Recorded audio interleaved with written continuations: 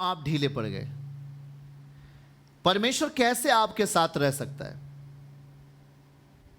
कैसे आपके साथ रह सकता है? आप अपने जीवन की योग्यताओं को खत्म कर रहे हैं। परमेश्वर कहता है जो योग्य है तू उसके यहां जा।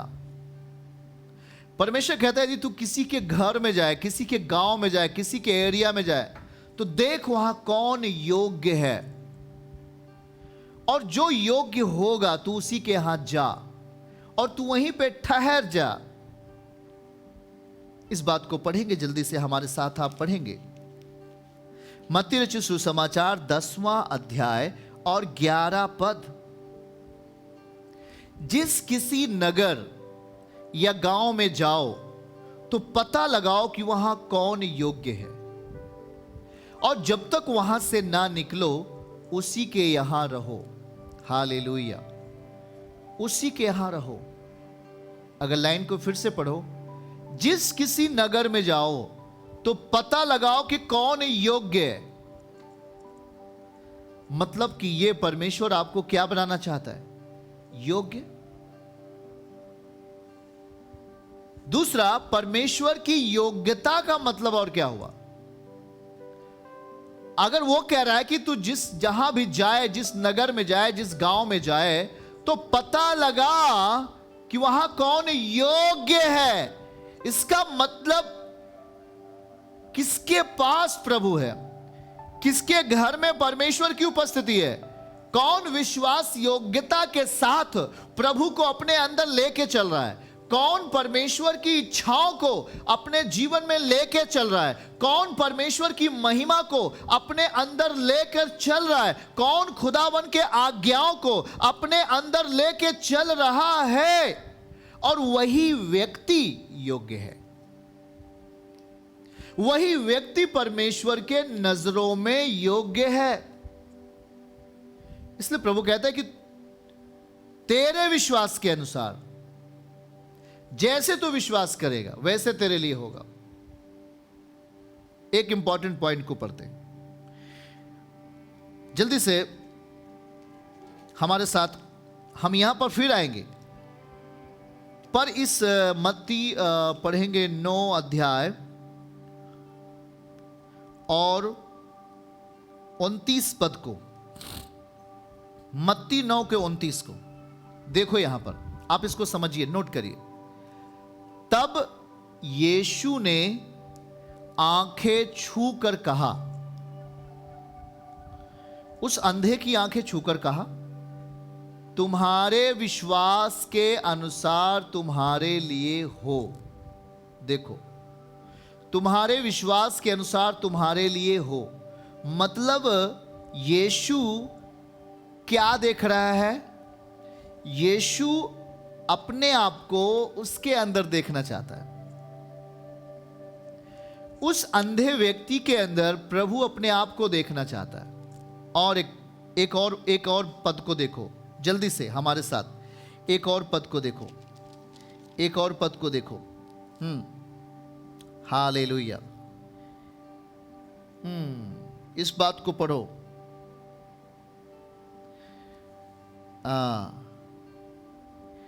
एक बात को देखिए, मत्ती 8 का 2।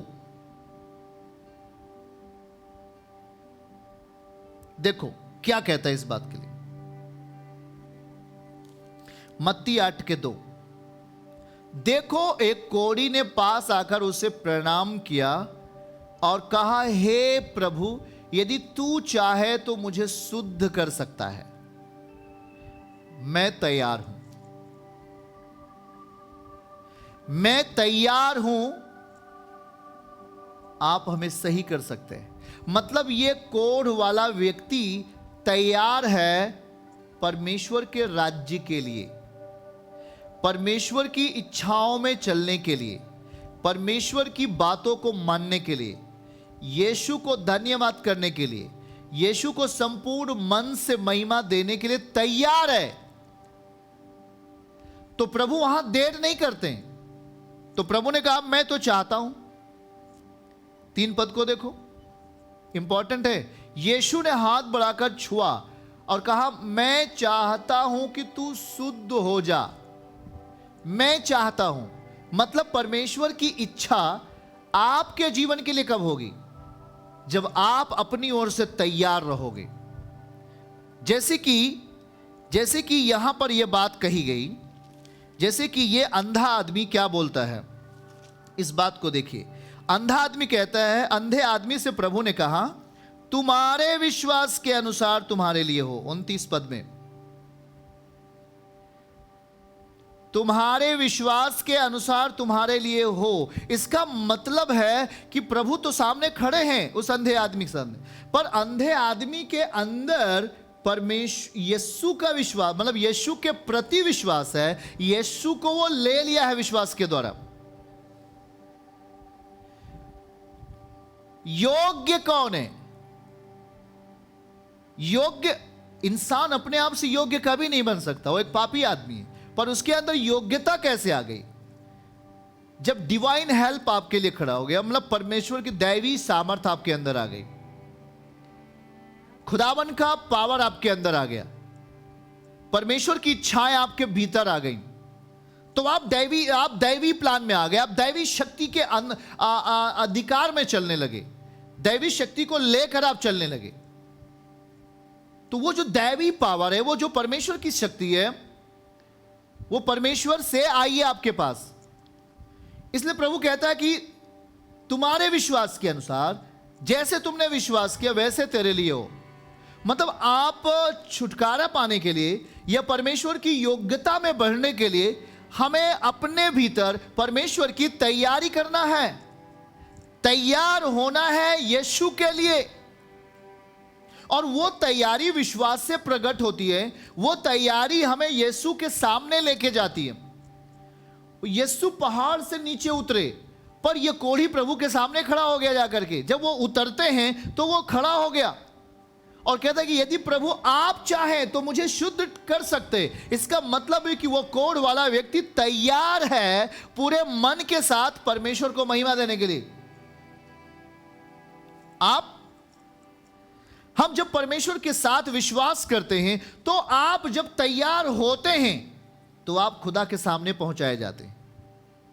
जब आप उसके विश्वास को लेकर, उसके वचन को लेकर, परमेश्वर की इच्छाओं को लेकर आप अपने जीवन में चलते हैं, तो आप खुदा के सामने होते हैं। हालेलुया, आमीन। आप परमेश्वर के सामने होते हैं, और जब आप परमेश्वर के सामने होते हैं तो प्रभु कहता है, मैं चाहता हूं तुझे छूना।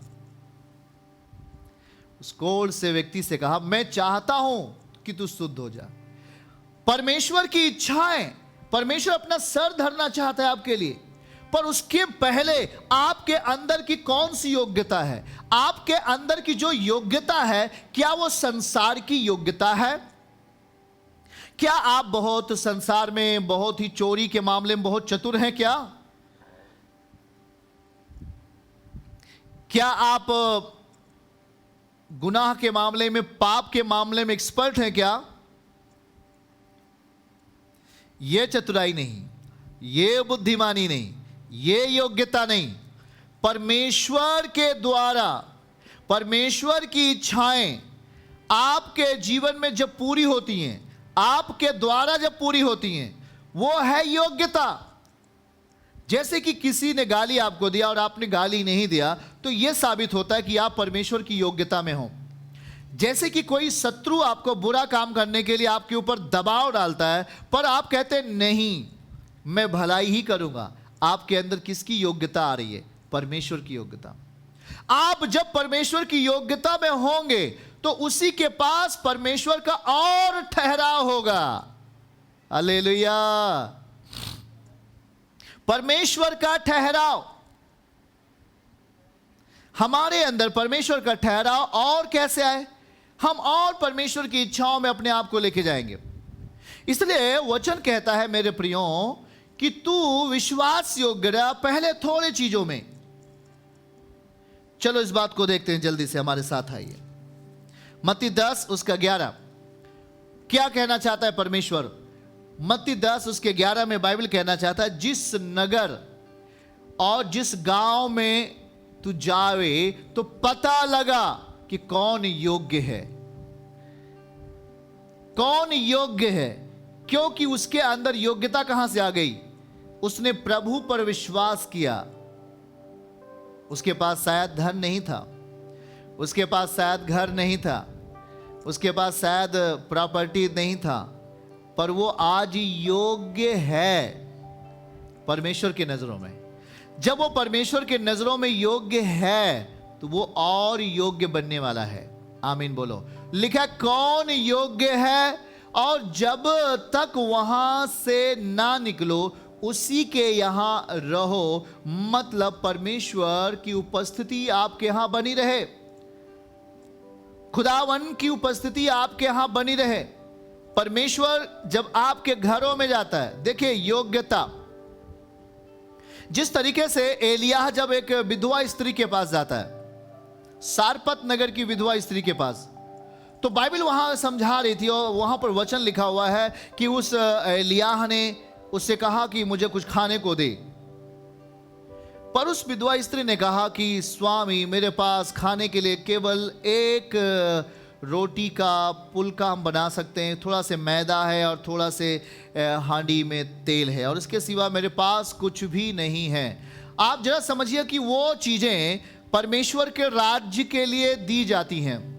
जो उसके पास होता है, जो उसके पास था, देखो इच्छाएं कैसी आपके अंदर यत्न कैसा है खुदा के लिए, परमेश्वर के प्रति आपके अंदर प्रेम कैसा है, वही चीजें आपको प्रभु के सामने मल्टीप्लाई करती हैं, आपको बढ़ाती हैं।